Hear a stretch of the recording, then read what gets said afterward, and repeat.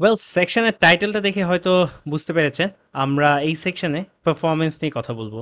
আমরা এতক্ষণ পর্যন্ত অনেক এইচটিএমএল লিখেছি, সিএসএস লিখেছি, বাট ইচ্ছা মতো ডিজাইন করেছি, বাট আমরা পারফরমেন্স নিয়ে কোনো চিন্তা করিনি। আমি চাইলে আপনাদেরকে এইচটিএমএল সিএসএস এর সেকশনগুলোতে ওখানেই পারফরমেন্স নিয়ে বলে দিতে পারতাম, বাট অ্যাকচুয়ালি পারফরমেন্সের জন্য টোটাল আলাদা সেকশনই রেখেছি।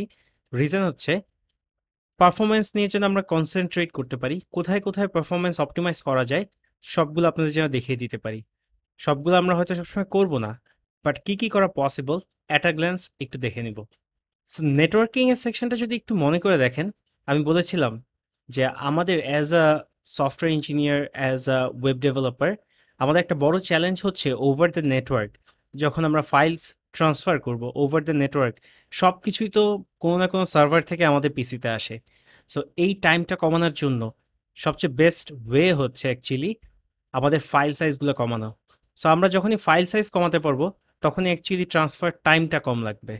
সো এই সেকশনটাতে আমরা সেগুলাই দেখব, কিভাবে আমরা ফাইল সাইজ কমাতে পারবো, কিভাবে অপটিমাইজ করতে পারবো একটা ওয়েবসাইট। শুরু করা যাক।